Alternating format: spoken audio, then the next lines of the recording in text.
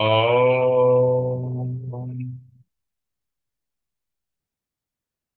कूजन्तं राम रामेति मधुरं मधुराक्षरम् आरुह्य कविताशाखां वन्दे वाल्मीकिकोकिलम् वाल्मीकिर्मुनिसिंहस्य कवितावनचारिणः शृण्वन् रामकथानादम् को न याति पराङ्गतिम् यः पिबन् सततं रामचरितामृतसागरम् अतृप्तस्तं मुनिं वन्दे प्राचेतसमकल्मषम् गोष्पदीकृतवारीशं मशकीकृतराक्षसं रामायण महामाला रत्नं वन्दे नीलात्मजम् अञ्जनानन्दनं वीरं जानकी शोकनाशनं कपीशमक्षहन्तारम् वंदे लंका भयंकरम। भवतां समेषां श्रीमद् वाल्मीकि रामायण पारायण उपक्रमे हार्दं स्वागतम् अभिनंदनं च। इदानीं बालकांडस्य षष्ठः सर्गः आरभ्यते। इस सर्ग में राजा दशरथ के शासन काल में अयोध्या और वहां के नागरिकों की उत्तम स्थिति का वर्णन इस सर्ग में किया गया है। तस्यां पुर्याम् अयोध्यायां वेदवित् सर्वसंग्रहः दीर्घदर्शी महातेजा पौरजानपद प्रियः इक्ष्वाकूणामतिरथो यज्वा धर्म परो वसी महर्षि कल्पो राजर्षि त्रिषु लोकेषु विश्रुतः बलवान निहता मित्रो मित्रवान विजितेन्द्रियः धनैश्च संचयैश्चान्यै शक्रवैश्रवणोपमः यथा मनुर्महातेजा लोकस्य परिरक्षिता तथा दशरथो राजा लोकस्य परिरक्षिता। उस अयोध्यापुरी में रहकर राजा दशरथ प्रजावर्ग का पालन करते थे। वे वेदों के विद्वान तथा सभी उपयोगी वस्तुओं का संग्रह करने वाले थे। दूरदर्शी और महान तेजस्वी थे। नगर और जनपद की प्रजा उनसे बहुत प्रेम रखती थी। वे इक्ष्वाकु कुल के अतिथि वीर थे। इक्ष्वाकु कुल के अतिरथी वीर थे। यज्ञ करने वाले धर्मपरायण और जितेंद्रिय थे। महर्षियों के समान दिव्य गुण संपन्न राजर्षि थे। उनकी तीनों लोकों में ख्याति थी। वे बलवान शत्रुहीन मित्रों से युक्त एवं इंद्रिय विजयी थे। धन और अन्य वस्तुओं के संचय की दृष्टि से इंद्र और कुबेर के समान जान पड़ते थे। जैसे महातेजस्वी प्रजापति मनु संपूर्ण जगत की रक्षा करते थे, उसी प्रकार महाराज दशरथ भी अपनी पूरी अयोध्या का की रक्षा करते थे। तेन सत्याभिसंधेन त्रिवर्गमनुतिष्ठता पालिता सा पुरी श्रेष्ठा इंद्रेणेवामरावती। धर्म अर्थ और काम का संपादन करने वाले कर्मों का अनुष्ठान करते हुए वे सत्य प्रतिज्ञ नरेश उस श्रेष्ठ अयोध्यापुरी का उसी तरह पालन करते थे जैसे इंद्र अमरावतीपुरी का। तस्मिन् पुरवरे हृष्टा धर्मात्मानो बहुश्रुता नरास्पुष्टा धनैश्वैश्वैरलुब्धा सत्यवादिनः। उस उत्तम नगर में निवास करने वाले सभी मनुष्य प्रसन्न धर्मात्मा बहुश्रुत निर्लोभ सत्यवादी तथा अपने अपने धन से संतुष्ट रहने वाले थे। नाल्पसन्निचयः का नाल्पसन्निचयः कश्चित् आसीत् तस्मिन् पुरोत्तमे कुटुम्बीयो यसिद्ध्या कुटुम्बीयो ह्यसिद्धार्थो गवास्त्वधनधान्यवान्। उस श्रेष्ठ पुरी में कोई भी ऐसा कुटुंबी नहीं था जिसके पास उत्कृष्ट वस्तुओं का संग्रह अधिक मात्रा में न हो, जिसके धर्म अर्थ और काम में पुरुषार्थ सिद्ध न हो गए हों, तथा जिसके पास गाय बैल घोड़े धन धान्य आदि का अभाव हो। कामी वा न कदर्यो वा नृशंसः पुरुषः क्वचित् द्रष्टुम शक्यमयोध्यायां ना विद्वान् न च नास्तिकः। अयोध्या में कहीं भी कोई कामी कृपण क्रूर मूर्ख और नास्तिक मनुष्य देखने को भी नहीं मिलता था। सर्वे नराश्च नार्यश्च धर्मशीला सुसंयता मुदिता शील वृत्ताभ्याम महर्षय इवामला। वहां के सभी स्त्री पुरुष धर्मशील, संयमी, सदा प्रसन्न रहने वाले तथा शील और सदाचार की दृष्टि से महर्षियों की भांति निर्मल थे। ना कुंडली ना मुकुटी ना सृग्वी नाल्प भोगवान ना मृष्टो न लिप्तांगो ना सुगंधश्च विद्यते। वहां कोई भी कुंडल, मुकुट और पुष्पहार से शून्य नहीं था। किसी के पास भोग सामग्री की कमी नहीं थी। कोई भी ऐसा नहीं था जो नहा धोकर साफ सुथरा ना हो, जिसके अंगों में चंदन का लेप न हुआ हो तथा जो सुगंध से वंचित हो। नामृष्ट भोजी ना दाता नाप्यरंगद निष्कधिक ना हस्ताभरणो वापि दृश्यते नाप्यनात्मवान। अपवित्र अन्न भोजन करने वाला, दान न देने वाला तथा मन को काबू में न रखने वाला मनुष्य तो वहां कोई दिखाई ही नहीं देता था। कोई भी ऐसा पुरुष देखने में नहीं आता था जो बाजूबंद, निष्क यानी स्वर्ण पदक या मोहर तथा हाथ का आभूषण, कड़ा आदि धारण न किए हुए हो।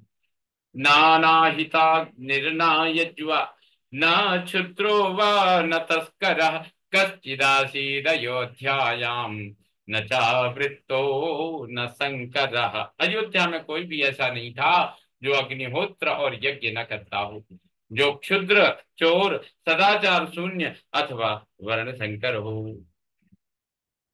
स्वकर्म निरता नित्यम ब्राह्मणा विजितेन्द्रिया दानाध्ययनशीलाश्च संयताश्च प्रतिग्रहे।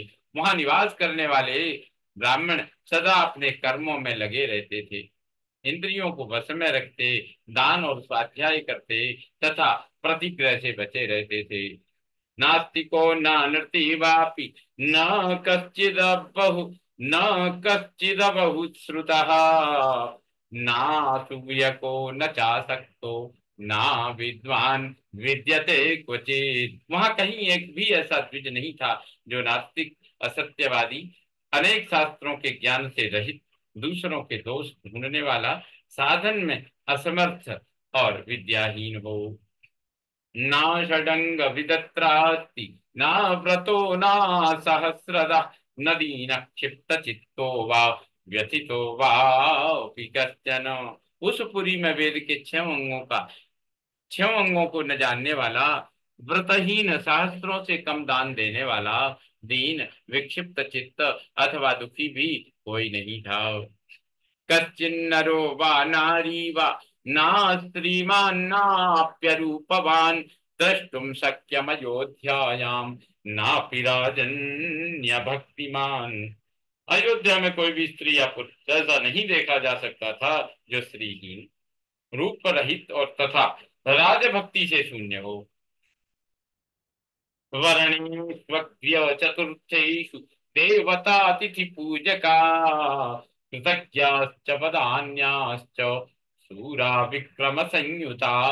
ब्राह्मण आदि चारों वर्णों के लोग देवता और अतिथियों के पूजक, कृतज्ञ, उदार, शूरवीर और पराक्रमी थे। दीर्घायुषो नरा शर्वे धर्मे सत्यम च संसृता सहिता पुत्र पौत्रैश्च नित्यं स्त्रीभिः पुरोत्तमे। उस श्रेष्ठ नगर में निवास करने वाले सब मनुष्य दीर्घायु तथा धर्म और सत्य का आश्रय लेने वाले थे। वे सदा स्त्री, पुत्र और पौत्र आदि परिवार के साथ सुख से रहते थे। क्षत्रम ब्रह्म मुखम चासी वैश्या क्षत्र मनुव्रता शूद्रा स्वकर्म निरता स्त्रीन वर्णानुपचारिणः।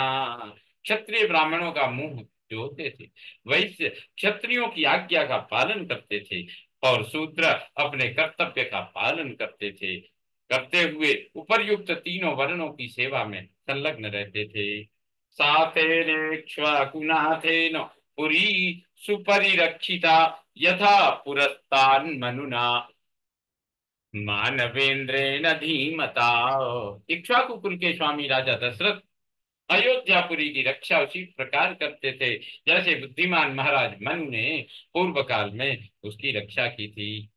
योधानाम अग्निकल्पानाम पेशलानाम अमर्षिणाम संपूर्णाकृत विद्यानाम गुहा केसरिणाम इव।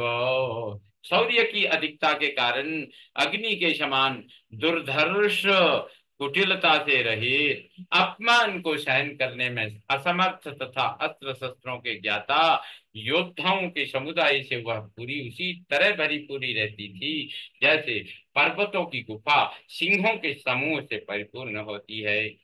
काम्बोज विषये जातैर् बाहलिकैश्चहयोत्तमै वा वनायु वनायुजैर्नदीजैश्च पूर्णा हरिहयोत्तमयी। काम्बोज और वाली के देश में उत्पन्न हुए उत्तम गुणों से वनायु देश के अश्वों से तथा सिंधु नद के निकट पैदा होने वाले दरियाई घोड़ों से जो इंद्र के अश्व उच्च स्रवा के समान श्रेष्ठ थे अयोध्यापुरी भरी रहती थी।